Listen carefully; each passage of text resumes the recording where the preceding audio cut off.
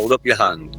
Somewhere in it, in the water of your cells, in every protein, there's hydrogen. And that hydrogen has a manufacturing date roughly 13.8 billion years ago, in the first 20 minutes of the universe's existence. It has never been made since, not in any star, not in any lab at scale, not anywhere.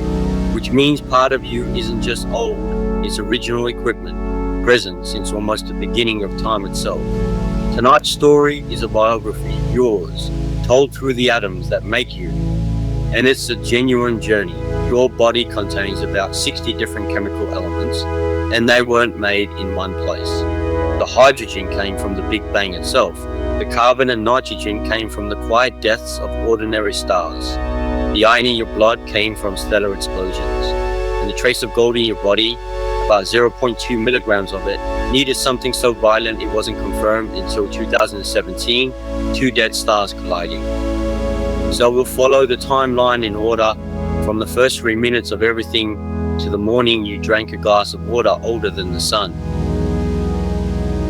Chapter 1 starts when the entire universe was hotter than the center of a star. Set the clock to 1 second after the Big Bang.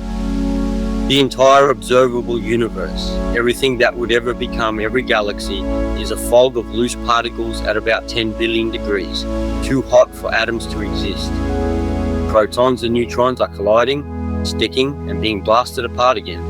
Then, between roughly 1 second and 20 minutes, the universe cools through a narrow temperature window, and for that brief stretch it behaves like a single, universe-sized fusion reactor. Physicists call it Big Bang nucleosynthesis, and its output was strict. About 75% hydrogen, 25% helium by mass, a whisper of lithium, and essentially nothing else.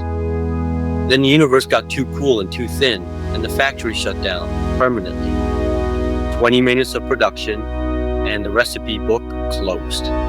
Here's what that means for you.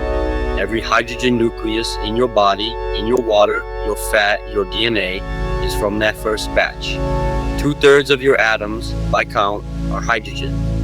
So by atom count, most of you was finished before the universe was half an hour old.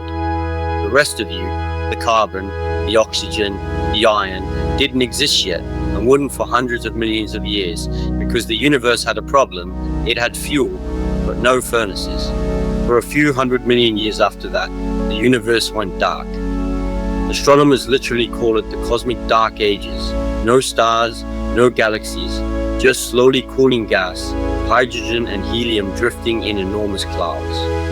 But gravity is patient. Wherever the gas was slightly denser, it pulled in more gas, and the clouds collapsed inward, compressing and heating until somewhere around 200 to 400 million years after the Big Bang, the centers of those collapsing clouds crossed a magic threshold, about 10 million degrees. At that temperature, hydrogen nuclei slam together hard enough to fuse, and fusion releases energy.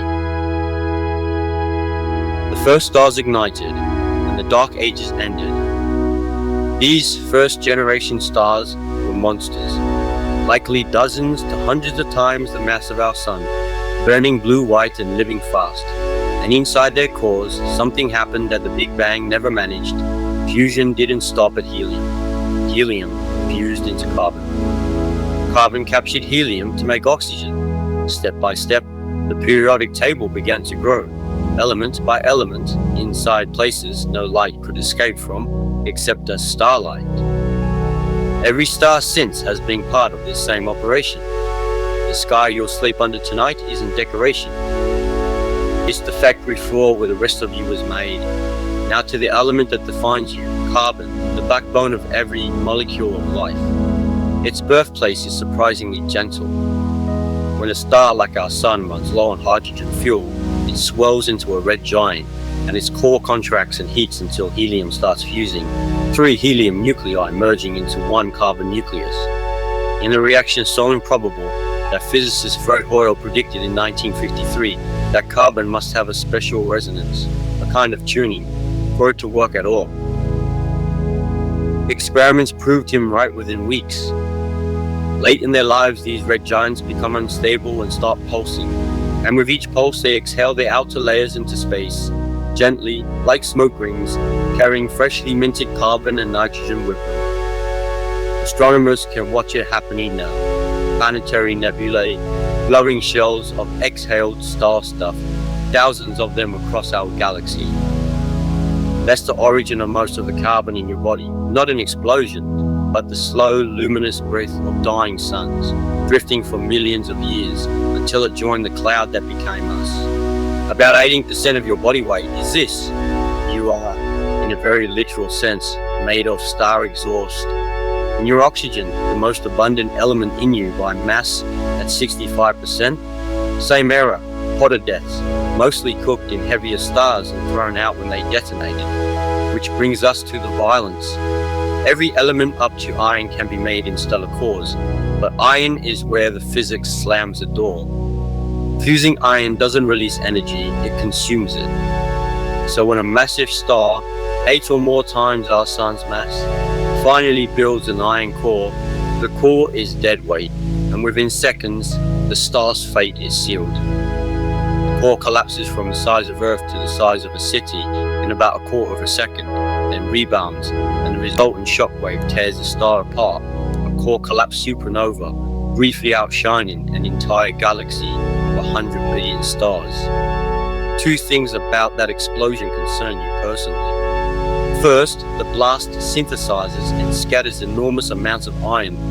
Roughly the mass of our sun in iron can be flung out, seeding space with it. Second, the shockwave's extreme conditions forge many of the middleweight elements your body needs and traces. The iodine in your thyroid, the potassium firing your neurons right now. The iron atoms currently sitting in your hemoglobin, carrying oxygen through your bloodstream as you listen to this, rode one of those shockwaves. Astronomers estimate our solar system's ingredients were seasoned by multiple nearby supernovae before the sun formed. You have several dead stars worth of shrapnel in your veins, repurposed as breathing equipment. For decades, textbooks said supernovae also made the heaviest elements, gold, platinum, uranium. But the numbers never quite worked, there wasn't enough. The real answer arrived on August 17, 2017, and it's more violent than anything we've covered. That day, the LIGO and Virgo observatories felt space-time itself ripple, gravitational waves from 2 neutron stars. The ultra-dense corpses of supernovae, each a city-sized sphere heavier than the sun, spiraling into each other and colliding at a significant fraction of light speed. 70 observatories swung toward the signal, and in the glowing debris, they found the unmistakable chemical signature of freshly forged heavy elements. The estimate from that single collision, several Earth masses of pure gold, plus platinum, plus uranium, sprayed into space. This process, the R process, needs matter so dense that neutrons can be crammed into nuclei faster than they decay, and colliding neutron stars are one of the only places in the universe extreme enough. So the wedding ring tradition has an unadvertised backstory. Every gram of gold on Earth was made in a cataclysm between dead stars before our sun existed, and the tiny amount in your own body, in your joints and blood plasma, shares that origin. You contain souvenirs from the single most extreme events physics has ever directly observed. So let's assemble the timeline, your timeline. 13.8 billion years ago, your hydrogen, minted in the universe's first 20 minutes. Over the next 9 billion years, generations of stars living and dying, exhaling your carbon, detonating your iron across space, colliding to make your gold. About 4.6 billion years ago, the cloud enriched with all of it.